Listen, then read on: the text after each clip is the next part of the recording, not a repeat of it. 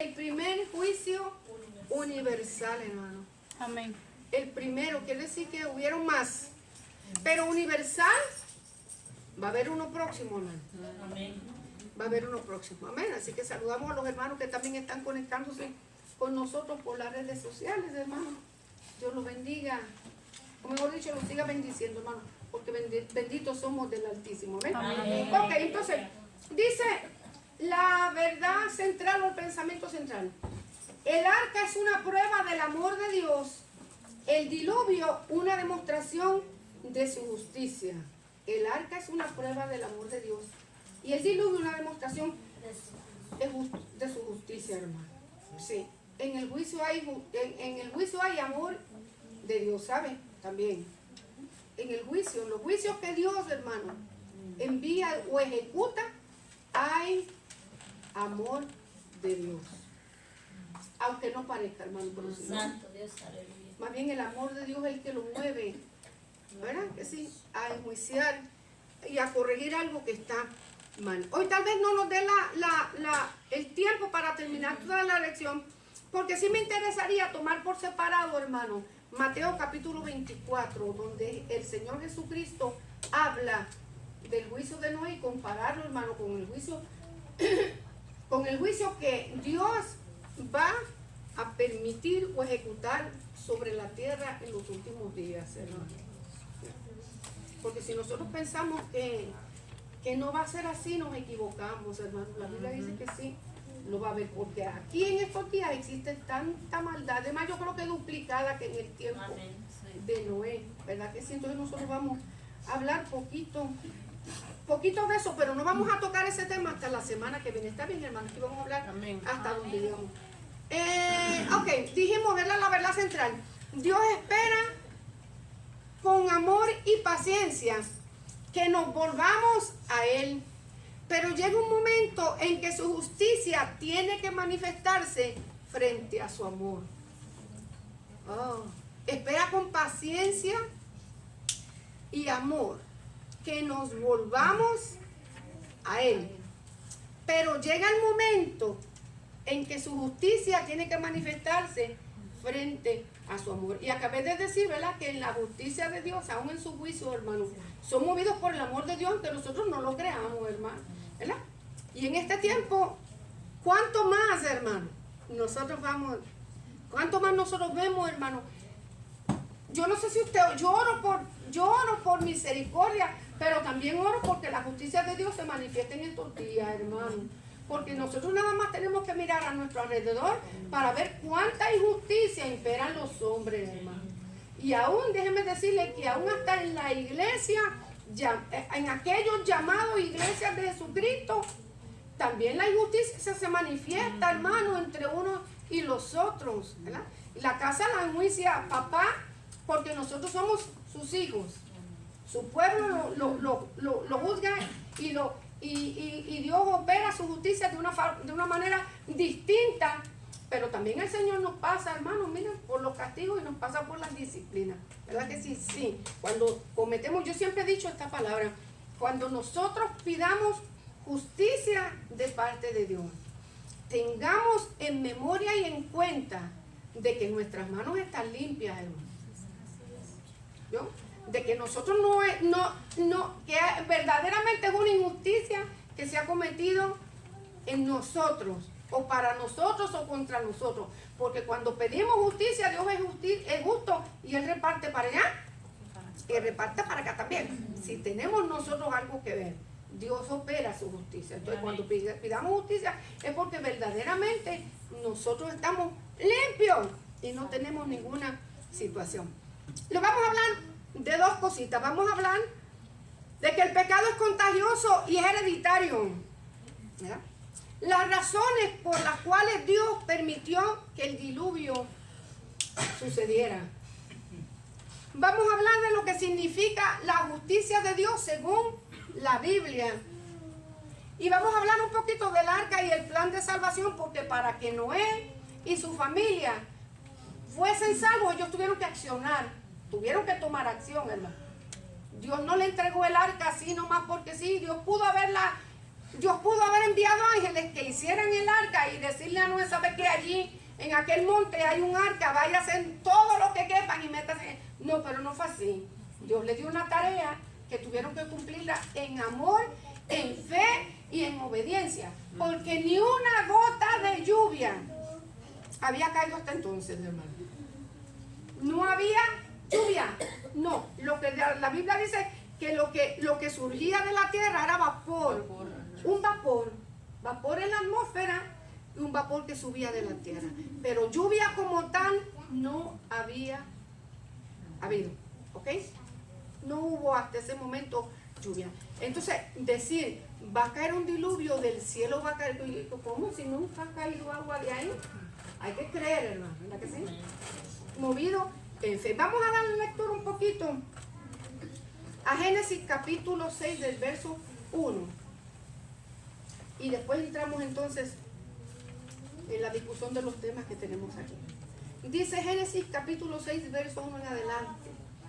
Aconteció que cuando comenzaron los hombres a multiplicarse sobre la faz de la tierra y les nacieron hijas, que viendo los hijos de Dios que las hijas de los hombres eran hermosas, tomaron para sí mujeres, escogiendo entre todas.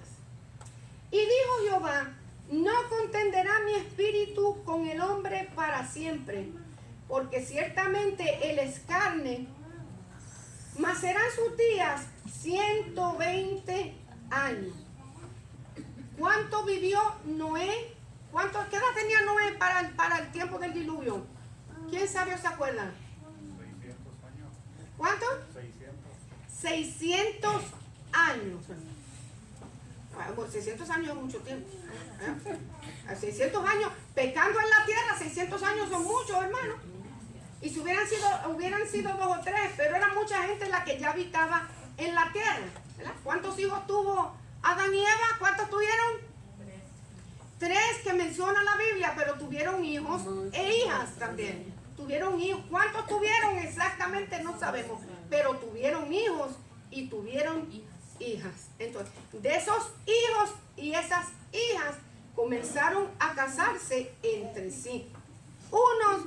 Tenemos la familia de Caín, nosotros hablamos la familia de Caín la semana pasada.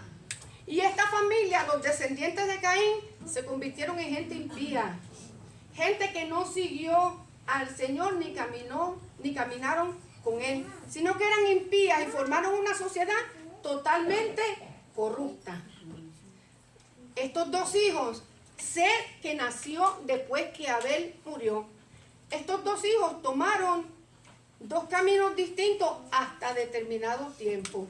Mientras la familia de Caín se convirtió en una sociedad impía, corrupta, lejos del Señor, desinteresada totalmente de las cosas de Dios, la familia de Set caminó con Dios y siguió las enseñanzas que sus antepasados le habían enseñado. O sea, no eran 2 o 3 familitas, fueron muchos en aquel entonces. Como no había más gente en la tierra, y no vamos a poner eso como establecerlo como una ley, era que en aquel entonces no había más gente en la tierra y Dios dio la orden. ¿Qué dijo Dios cuando ordenó? Crecer y multiplicarse. Entonces, no nos íbamos a casar con una vaca ni nos íbamos a casar con un toro. Había que multiplicarse de una sola manera que usted y yo conocemos, entre seres humanos. Entonces empezaron a casarse para poder crecer y multiplicarse sobre la tierra. La familia de Set caminó con Dios hasta cierto punto, pero llegó el momento en que se apartaron y abandonaron los principios morales y hasta cierto modo espirituales que aprendieron de sus antepasados. ¿Ok? Dice, cuando comenzaron a multiplicarse sobre la faz de la tierra y empezaron a nacer mujeres entre esa familia, unos a los otros comenzaron a ligarse.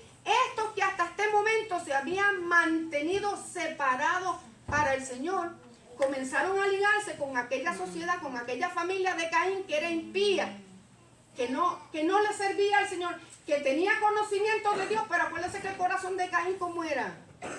Era malo. La Biblia dice que Caín era ¿de quién?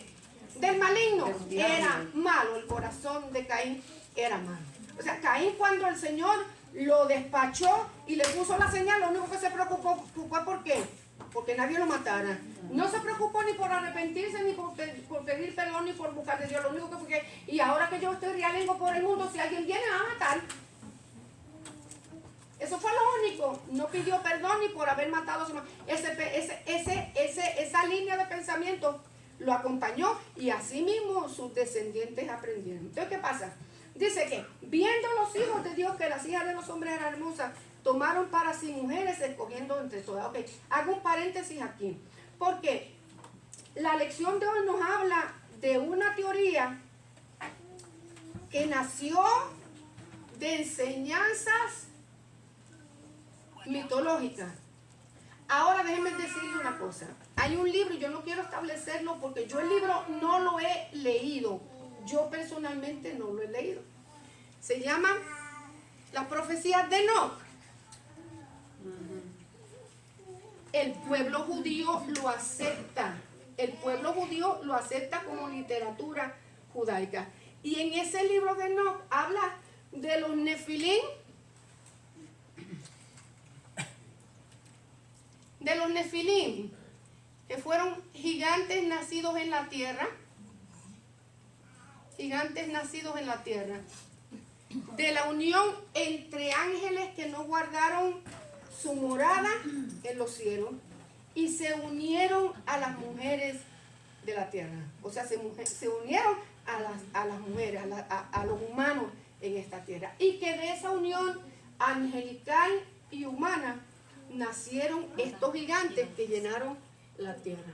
Yo no voy a establecerlo como una norma ni como una enseñanza porque, repito, hay muchas escuelas teológicas que respaldan esta teoría, mientras que hay otras escuelas teológicas que no la respaldan, que dicen, eso no es cierto, eso nació de la mitología griega, eso nació de la mitología asiria, de Sumeria y de toda esa gente que vivía en la antigüedad. ¿Okay? Entonces, no vamos a entrar en discusión de esto.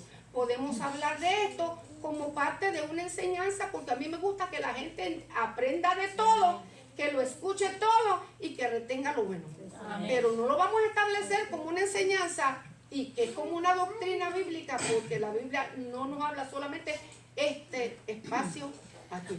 Lo que la Biblia nos dice es que los hijos de los hombres vieron a las hijas de las mujeres, se unieron en una relación y le nacieron gigantes. Y yo creo que pueden haber nacido gigantes de una relación humana. Según nacen gente pequeña, también nace gente grande. Y si en aquel entonces vivían los viejos 600 años, ¿por qué no pueden haber gigantes en la tierra? Entonces, vamos a omitir el hecho de la teoría y vamos hoy a hablar de lo que la Biblia nos enseña, de lo de la que la lección nos enseñara. Dice que estos gigantes que habían en la tierra tenían unas características peculiares. Eran valientes,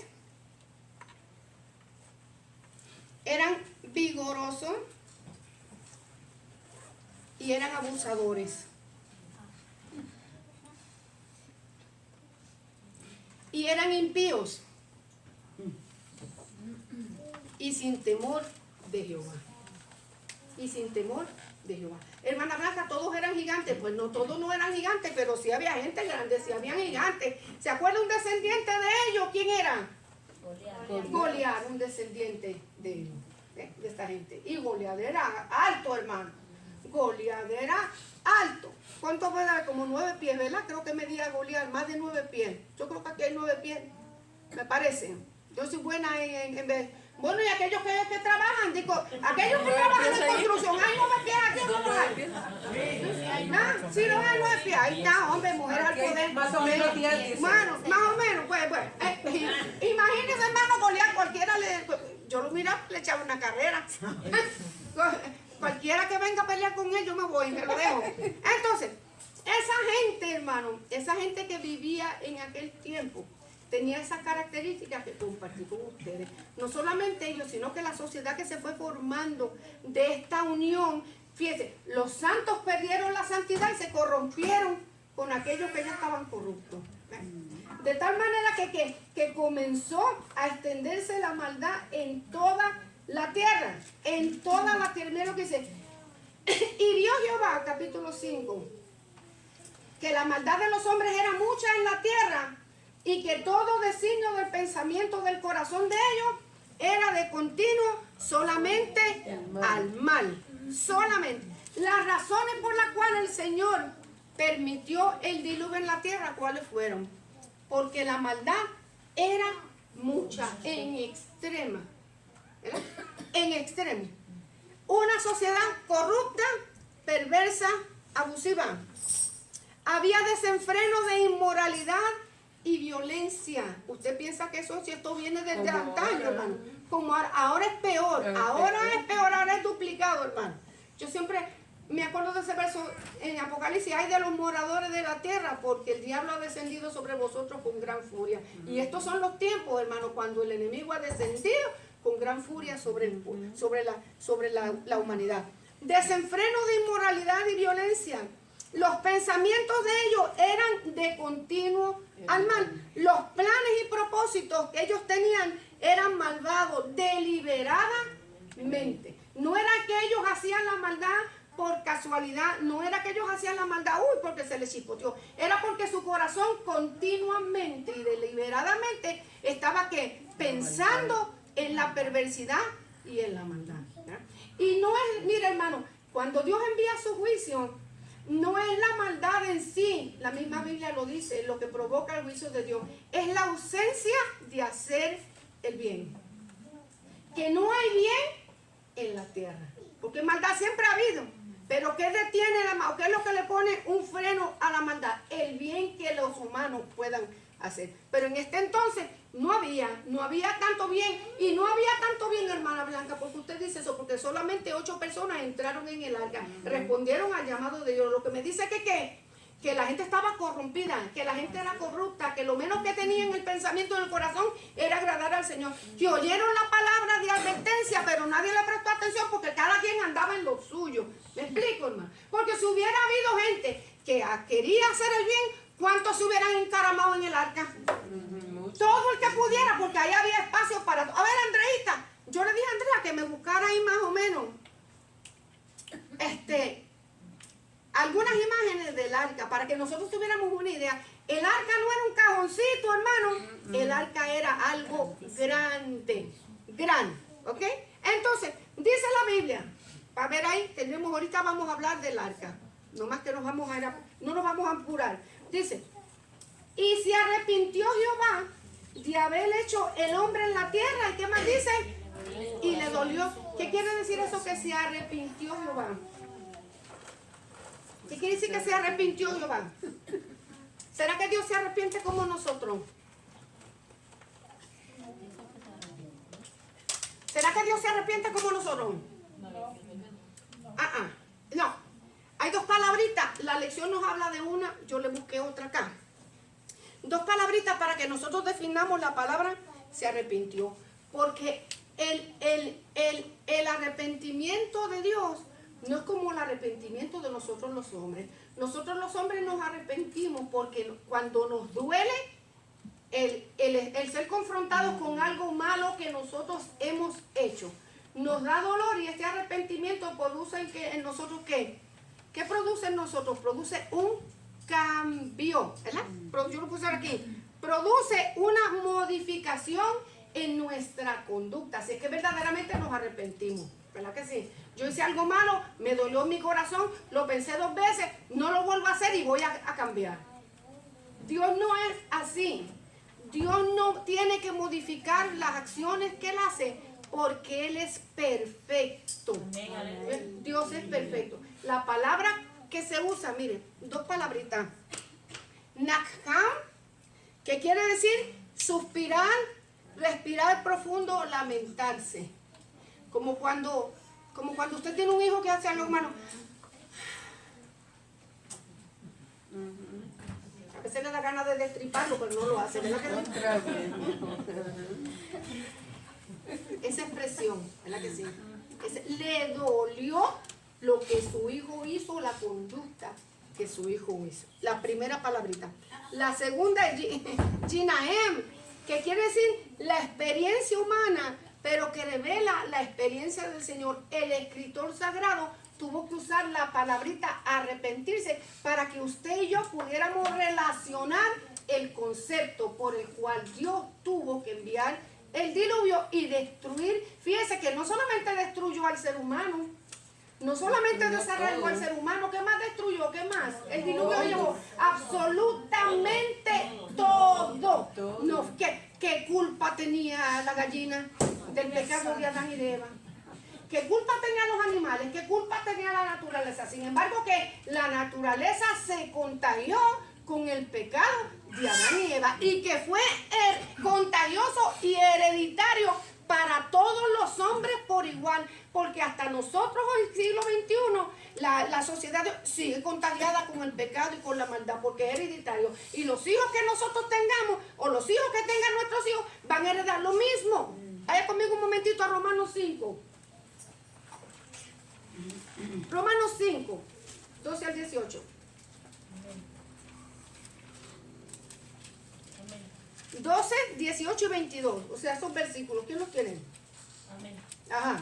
Por tanto, como el pecado entró en el mundo por un hombre, y por el pecado la muerte, así la muerte pasó a todos los hombres, por cuanto todos pecaron. Entonces quiere decir que la muerte pasó de un solo hombre, pasó a todos los hombres por igual, porque es que hereditaria, en el sentido de que todos nosotros lo recibimos. Siga hermano. Pues antes de la ley había el pecado en el mundo, pero donde no hay ley, no se inculpa de pecado. Perdóname, mamita, el verso 18 y el 22, el 18, sí. Así que por la transgresión de uno vino la condenación a todos los hombres.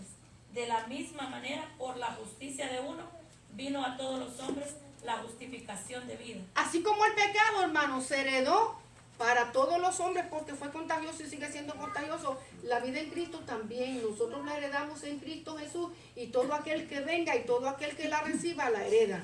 Me explico, ¿verdad que sí? Lo que quería que miráramos el punto que la Biblia dice que es contagioso hereditario. Por un hombre entró la maldad, por un hombre entró la muerte, por un hombre entró el pecado. Por un hombre hay justificación de vida, por un hombre hay vida eterna y por un hombre nosotros somos herederos del reino de los cielos, también heredados por Cristo Jesús, para todos aquellos que vengan. Ok, entonces el arrepentimiento humano, como le expliqué, modifica la conducta de los hombres, de aquel que se arrepiente y se regenera de verdad, hermano, entra en el proceso de regeneración. Estamos.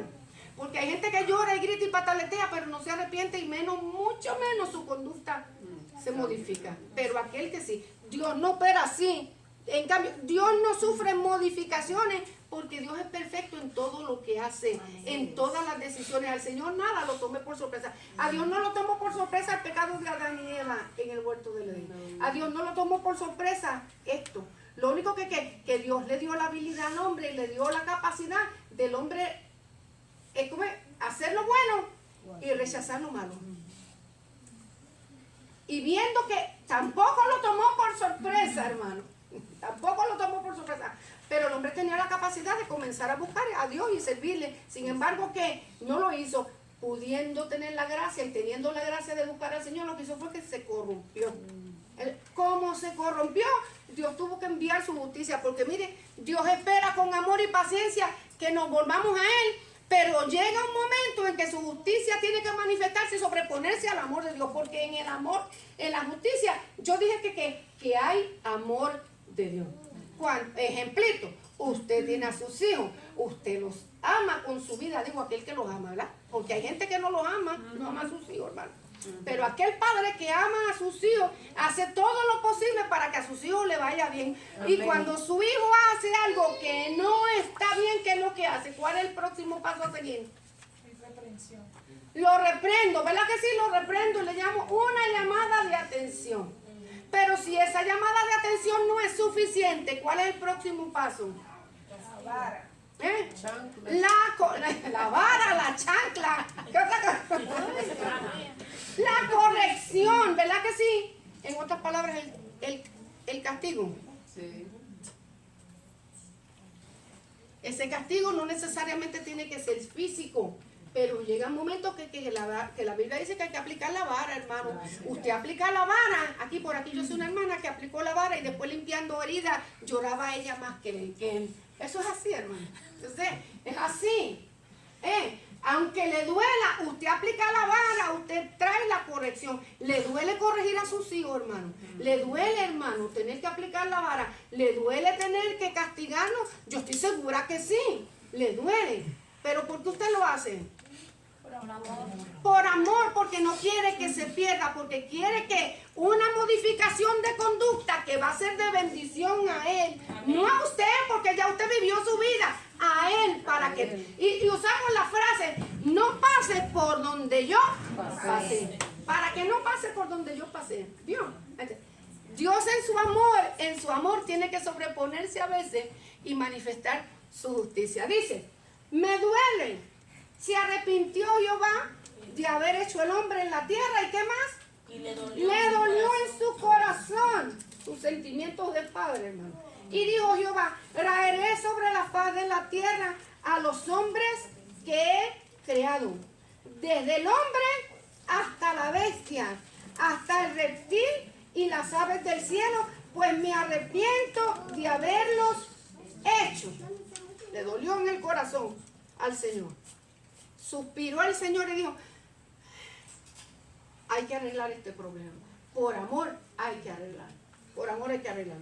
Pero Noé halló gracia ante los ojos de Jehová. Otra cosita, el arrepentimiento de Dios, para que nosotros lo entendiéramos, el escritor sagrado puso, que para que lo entendiéramos en la relación de su amor hacia el hombre y la justicia con que Dios gobierna. Dios nunca ha dejado este mundo de mano, hermano.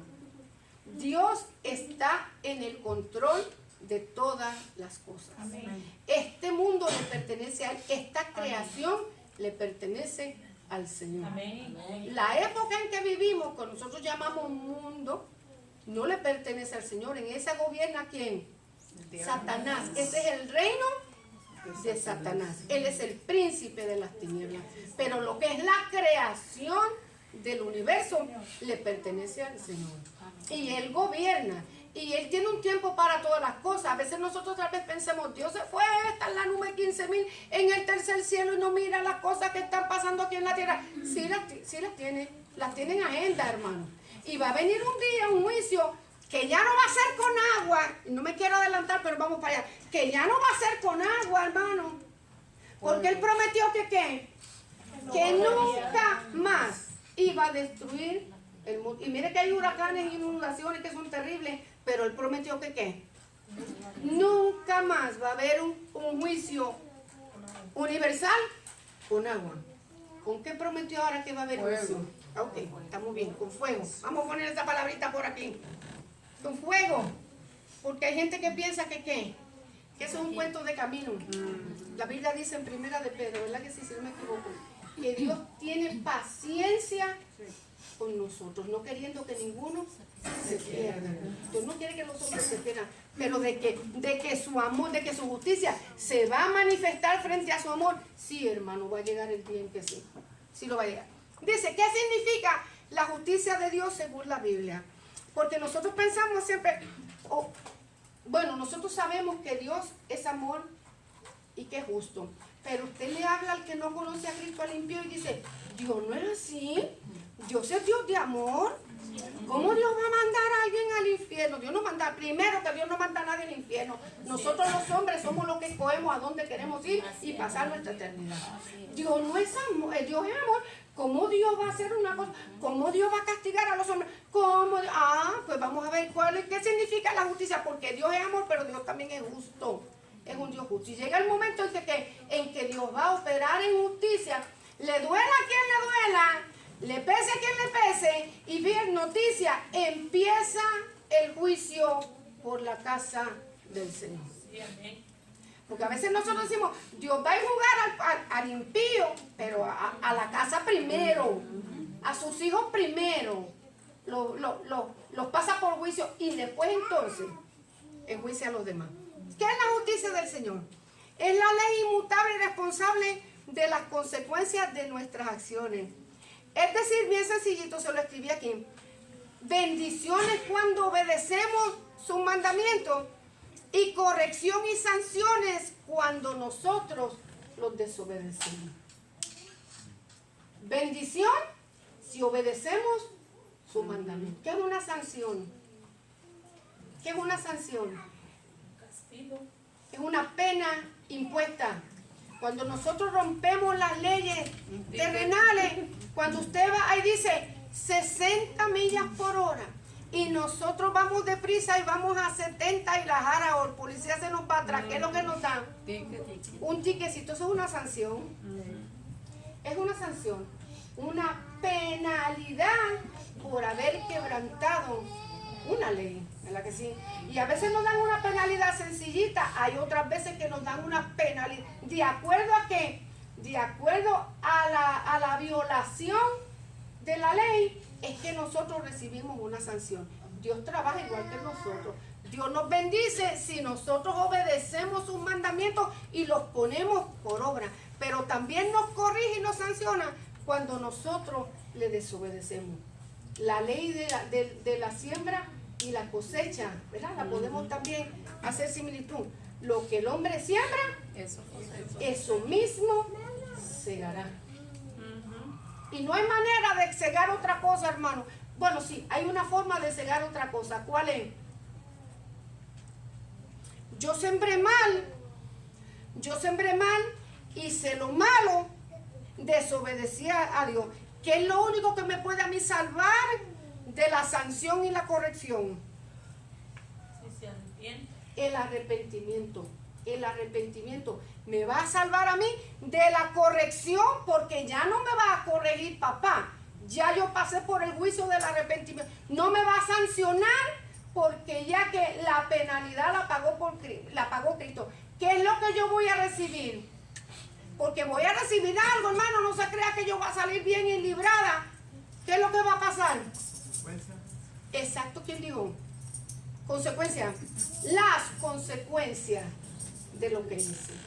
Sí, porque a veces nosotros pensamos, yo soy la niña bonita de los ojos del Señor y yo voy, me arrepentí de todo corazón, Señor, y todo me va a ir bien. Me libré de la corrección y me libré de las sanciones, de la penalidad, pero las consecuencias del hecho que yo las tengo que sufrir. Volvemos pecado, ejemplo, un pecado tremendo, el de David. David se libró de la corrección y se libró de la penalidad. ¿Cuál era la penalidad de David? La muerte. La muerte. Sin embargo, Dios le dijo a David ¿qué? ¿Qué le dijo Dios a David? Con relación a la penalidad que él tenía que sufrir por su pecado. Y mire que lo de David fue bien violento, hermano. Ay, como a David le fue bien, pues a mí que yo soy mal, que yo hice el pegadito más chiquitito me ve mejor. No vas a morir. Te digo, la sanción no va contigo. No vas a morir. Pero las consecuencias de lo que hiciste te van a seguir todos los días de tu vida. Porque en tu casa, entre los tuyos, no va a faltar la espada todos los días en tus generaciones. ¿Vio? Siempre hubo guerra, siempre hubo muerte y siempre hubo espada. Penalidad, sí le tocó a David. ¿Cuánto? Él mató a uno y ¿cuánto le tocó perder a David? 4 hijos. No porque Dios lo hizo, Dios no lo castigó con eso, pero las consecuencias de lo que él hizo. Entonces, esta gente que se convirtieron y se formaron en una sociedad corrupta, sin Dios, sin temor, sin principios morales, donde Dios no aparecía en su agenda, Dios dijo, yo tengo que hacer algo con él. Yo voy a sanar esto, lo voy a sanar. Y yo voy a tomar acción por amor a ellos y por amor a mi palabra. Yo voy a tomar acción. ¿Qué fue lo que Dios hizo? Envió un diluvio. Un diluvio. Mire, Dios no cambió. Mira, lo que pasa aquí, el amor de Dios lo lleva a corregir el mal. Dios no cambió el propósito para el hombre. Dios dijo, voy a crear hombres en la tierra y lo creó. ¿Verdad que sí? Y voy a hacerme una generación para mí. La Biblia dice en Isaías, ¿verdad? que nosotros parimos porque Dios buscando hijos para Él, generaciones para Él. Dios cumplió su propósito. Dios no exterminó a todo el mundo. Si Noé no hubiera existido, pero que Dios sabía que no existía. Dios sí sabía que no existía. ¿Solamente cuántas personas entraron? 8 personas nada más. Dios no cambió su propósito, sino que Dios cambió la administración de lo establecido en la tierra. Yo voy a exterminar todos, voy a hacer una limpieza general. Voy a hacer una limpieza general y voy a empezar de nuevo. Voy a empezar de nuevo. Segundo, el dolor de su amor sobrepasó su ira y escogió a Noé. Porque si Dios hubiera sido como nosotros, que nos hubiéramos dejado llevar por la ira, ¿hubiera salvo alguno, hermano? No. Ninguno. ¿Por qué? Porque Dios sabía que al salir del arca, la familia de Noé le iba a seguir, pero a la larga, ¿qué iba a pasar? Se iban a volver a corromper otra vez. Se iban a corromper otra vez. O sea, la ira de Dios no obró, el amor de Dios sí. Las características de Noé, vean lo que dice ahí. Halló gracia ante los ojos de Jehová. ¿Qué quiere decir esa gracia? Favor. Favor, ¿qué más? Misericordia. Misericordia, ¿qué más? ¿Qué más? Que le fue agradable Noé al Señor. Porque Noé caminó con Dios. Noé se guardó para el Señor. Sus generaciones anteriores, sus antepasados se corrompieron, pero él no. Él siguió caminando con el Señor. Pero Noé halló gracia ante los ojos de Jehová. Dice, estas son las generaciones de Noé. Varón justo, era perfecto en sus generaciones.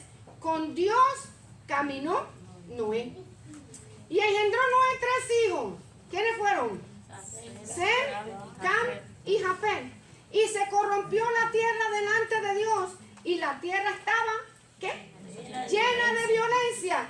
Y miró Dios la tierra. Y aquí que ¿qué? Que estaba corrompida, porque toda carne se había corrompido a su camino sobre la tierra. Pero Noé halló gracia. Las características de Noé, ¿cuáles fueron?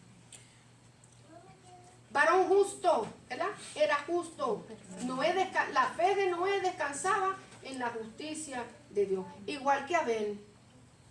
Yo no soy bueno ni soy perfecto, pero yo descanso en la misericordia del Señor. Y esa fe me va a mover para mí a acercarme a Él, a buscarle y a servirle. No me pudo haberse corrompido con los demás. Se pudo haber corrompido con los demás, pero no lo hizo, hermano. Eso es una señal de que nosotros podemos estar rodeados de la maldad y nos corrompemos si nosotros queremos. Y si queremos mantenernos sanos para el Señor, lo podemos hacer. Lo podemos hacer, hermano. Porque la influencia va a venir, la influencia del pecado y de la maldad y de la corrupción está donde quiera que usted y yo vayamos, hermano. El mundo está corrompido. Pero yo me voy a dañar y me voy a corromper si yo quiero. Si yo no quiero, nadie me va a obligar a hacerlo. Así que no hay una excusa tampoco. Nadie me corrompió porque es que la hermana Emma me empujó. Es que la hermana Emma fue la que me puso el tropiezo. Es que la hermana Emma tiró la cáscara de guineo para que yo me tropezara. Mentira, es la hermana Emma. Hermana mía, no, a mí no me echen, a mí conmigo no me metan. Varón justo por su fe en Dios. ¿Qué otra cosa? Perfecto. No era perfecto en la perfección humana que conocemos, pero sí era sincero y era recto. ¿Y qué es más importante? Caminó Noé con Dios. Tenía comunión con el Señor. En Hebreos 11:7. Vamos a ir un momentito aquí, Hebreos 11:7. ¿Me van siguiendo hasta aquí, hermano? Amén. Tenemos que hablar primero de Noé para entonces nosotros poder hablar del diluvio. A ver, Hebreos 11:7. Ajá, ¿qué dice? Por la fe, Noé, cuando fue advertido por Dios acerca de cosas que aún no se veían, con temor preparó el arca en que su casa se salvase, y por esa fe condenó al mundo, y fue hecho heredero de la justicia que viene por la fe. Entonces, ¿por qué siguió Noé a Dios y le hizo caso aun cuando él nunca había visto una gota de lluvia caer del cielo? Por fe, porque creyó lo que Dios le había dicho. Y entonces comenzó el proceso de preparar ¿qué? El arca. Y un plan de salvación que no fue de Noé, sino que Dios se lo dio. De hecho, el arca y el plan de salvación vinieron del Señor. Ahí tenemos algo parecido al arca, que no era una cosa del otro mundo, hermano. Era un cajón de madera, ¿verdad? Era un cajón de madera, que de hecho la madera que menciona es desconocida, no se sabe, tal vez pudiera haber tenido otro nombre, pero la madera que se habla aquí no es conocida en la tierra, o no conocida hasta ahora, que tenía 3 pisos. Ahí tiene un montón de ventanas, pero la Biblia es que está más estilizada, ¿no? Está más moderna, está moderna. El arquitecto se inspiró. Pero no tiene más que una sola ventana. 3 pisos y una sola ventana.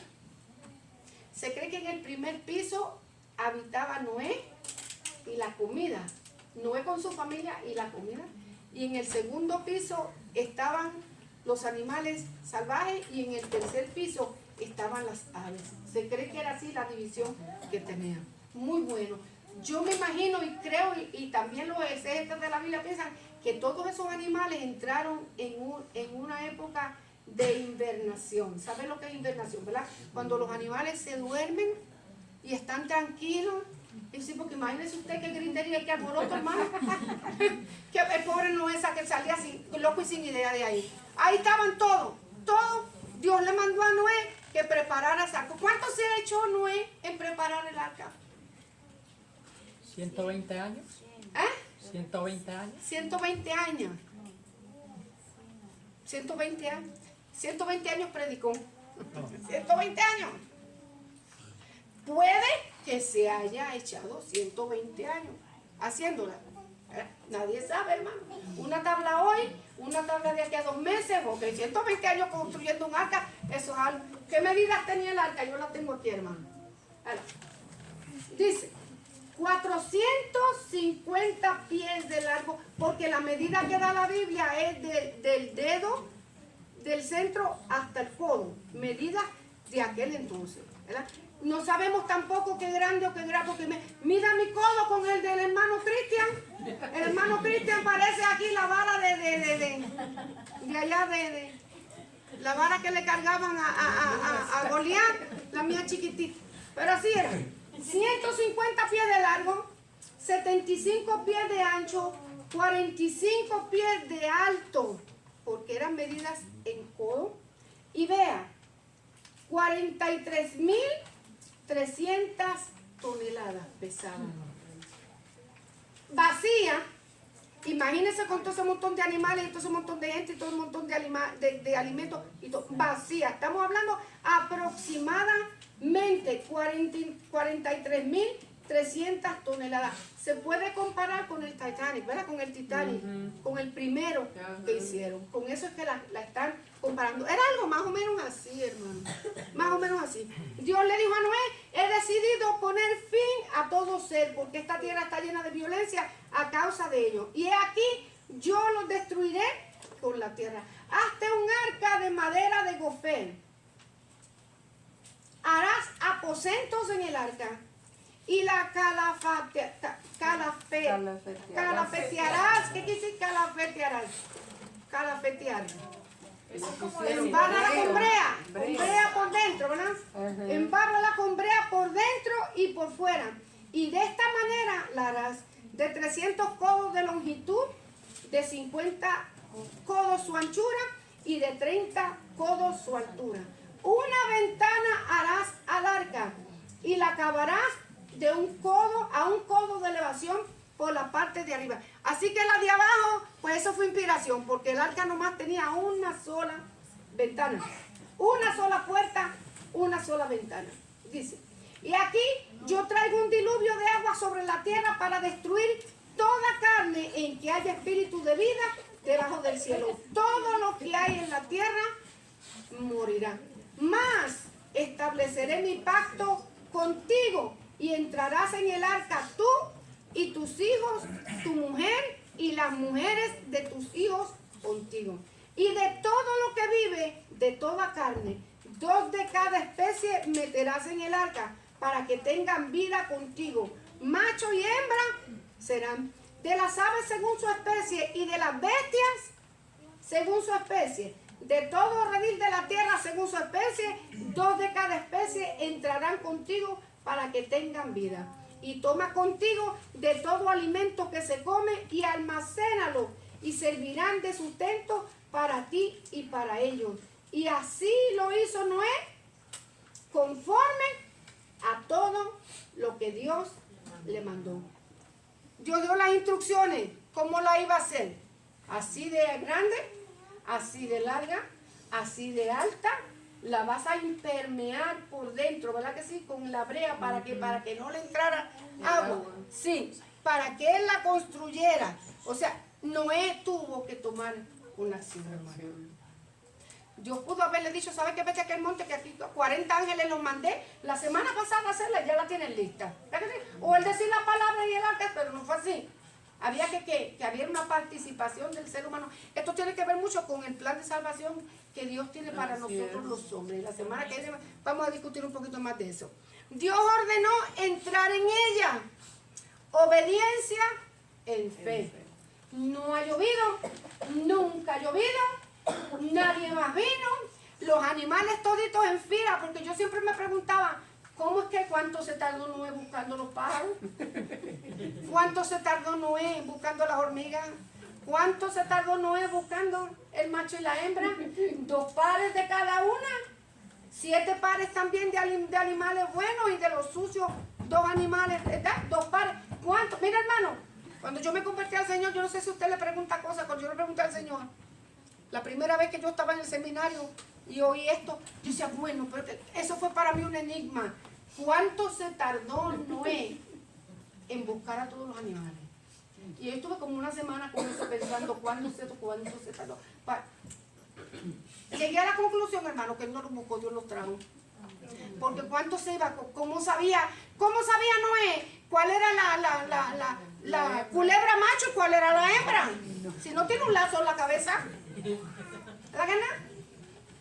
Llegué a la conclusión de que en eso Dios no tuvo que dar la mano, hermano, porque imagínense, Dios los trajo, yo estoy segura que Dios los trajo. Dio la orden y vinieron, miren, en filita, ahí los tiene, vean, por ahí, en filita, no es predicando. Dios proveyó lo necesario para las futuras generaciones. Metió animales para que volvieran a poblar la tierra. Y le dijo alimentos para que ustedes se sostengan ahí adentro. Y no te vas a ir tú solito, Noé. Te vas a ir tú, tu esposa, tus hijos y las esposas de sus hijos. ¿Para qué? Para que volvieran otra vez a establecer la tierra en futuras generaciones. O sea, Dios pudo destruir a todo el mundo, hermano, y hacer una creación nueva. Sí, lo pudo haber hecho, Él es así. Pero el plan de Dios no fue que destruir y hacer de nuevo. Él iba a limpiar y a restablecer lo que ya se había perdido. Dios proveyó, Dios ejecutó el juicio en su justicia. ¿Cuántos días cayó agua? 110. ¿Cuántos días cayó agua? 40 días y 40 noches. 40 días y 40 noches lloviendo. Dice, Jehová le dijo a Noé, entra tú y toda tu casa en el arca, porque a ti te he visto justo delante de mí en esta generación. Hizo Noé, verso 5, conforme a todo lo que le mandó Jehová, y era Noé ¿de cuánto? 600 años cuando el diluvio de las aguas vino sobre la tierra. Y por causa de las aguas del diluvio, entró Noé al arca, él, sus hijos, su mujer y las mujeres de sus hijos. 11, verso 11. El verso 10. Sucedió que al 7º día las aguas del diluvio vinieron sobre la tierra. El año 600 de la vida de Noé, en el mes segundo, a los 17 días del mes, aquel día fueron rotas todas las fuentes del grande abismo y las cataratas de los cielos fueron abiertas. Y hubo lluvia sobre la tierra 40 días y 40 noches. Se cree que lo que sucedió fue como un maremoto, ¿verdad? Más o menos. Las aguas de la tierra, las que había, las de los mares. Hubo un maremoto, salieron las aguas, pero por montones más. Porque es que cuando Dios envía su juicio sobre la tierra, Dios no juega, hermano. Son serios. Los juicios de Dios son serios, hermano.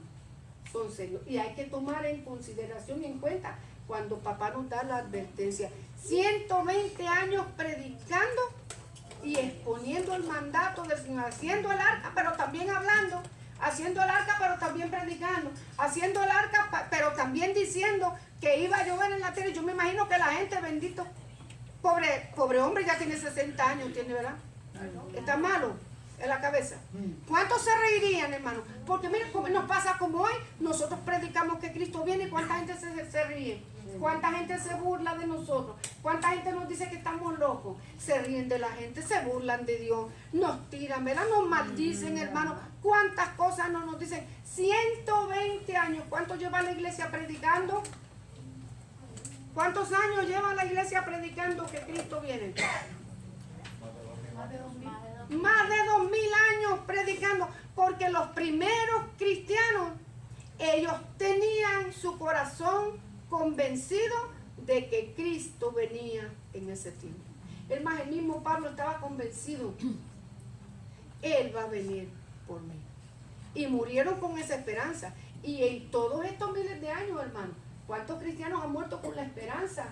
La gente se burla. Uy, ¿desde cuándo están diciendo que Cristo viene y no llega? La Biblia dice que Dios no nos tiene a nosotros, no tomemos por tardanza.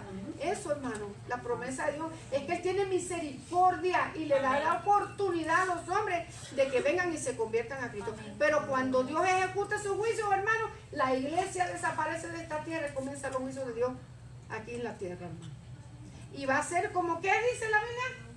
Como un abrir y cerrar. ¿Cuántas veces usted ha abierto y cerrado los ojos mientras está aquí? En un minuto, ¿cuántas veces parpadea, hermano? Ni cuenta nos damos, ¿verdad que no? Ah, para que usted vea. Así va a ser la venida del Señor Jesucristo.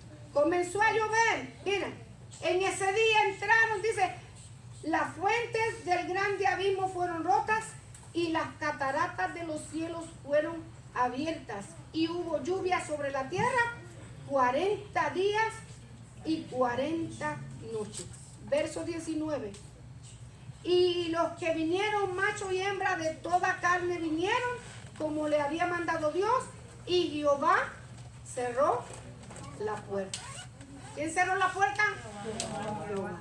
Y yo me imagino, hermano, que cuando empezó a llover y la gente comenzó a ver que el agua empezó a subir y a subir y a subir y a subir, si fueron a tocarle la puerta a Noé. Yo sí lo creo, hermano. Gritos, llanto, crujir de dientes, hermano, qué cosa más horrible, qué cosa más horrible, porque el agua subió hasta los montes más altos, pero de ahí para allá subió 8 pies más. O sea que no había manera de que nadie se salvara. ¿Usted ha estado en medio de una inundación, hermano? Yo me acuerdo cuando Mitch barrió a Honduras, hermano. Qué horrible. Yo llegué a las 2 semanas. El pastor y yo llegamos a las 2 semanas, hermano. Y aquello parecía que habían volteado la tierra con máquina. Todo, una destrucción total. Hubieron pueblitos, hermanos, que los barrió el agua.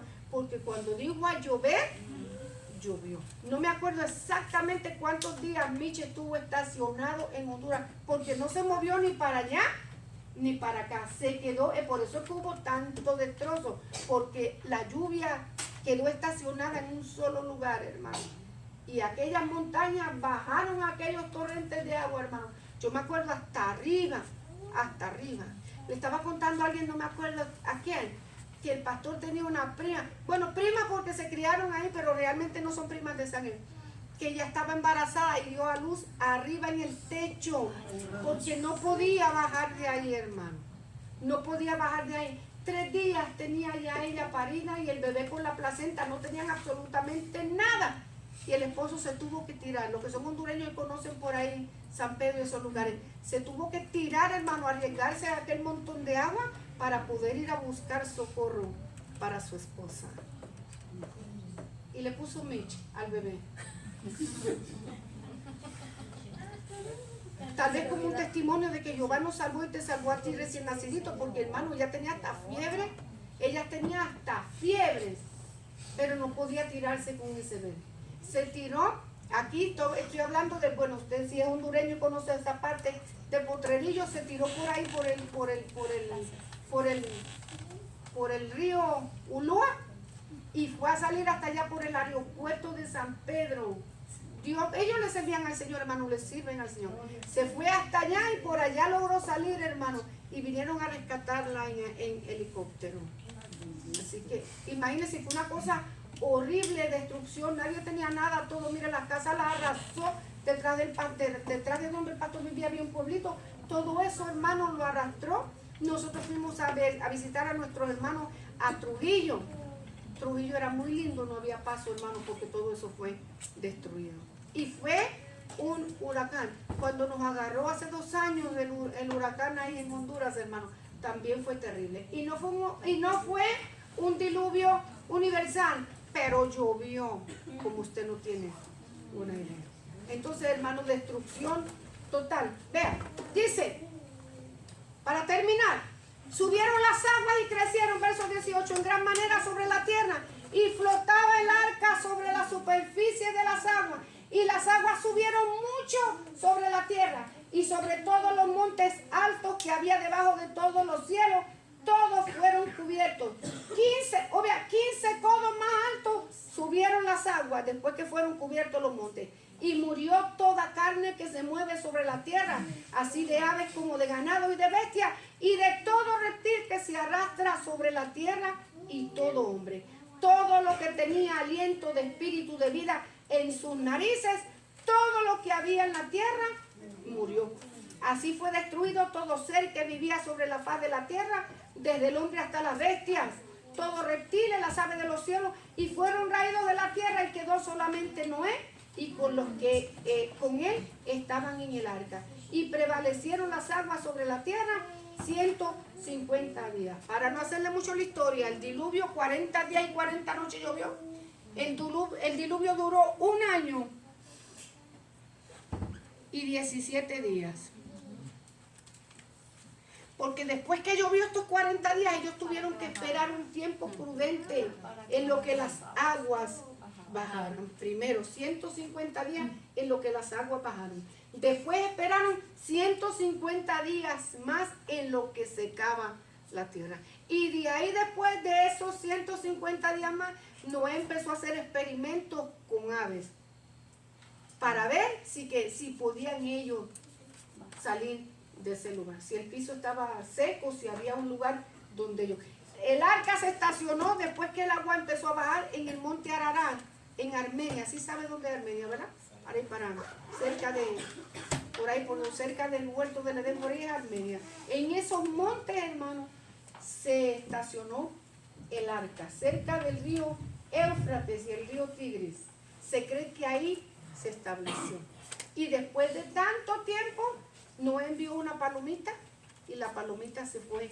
Quiere decir que encontró lugar. Entonces, él abrió la puerta y salió corriendo.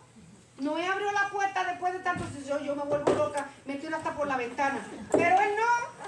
Él esperó a que Dios le diera la orden de salir. Y cuando salieron, encontraron tierra nueva.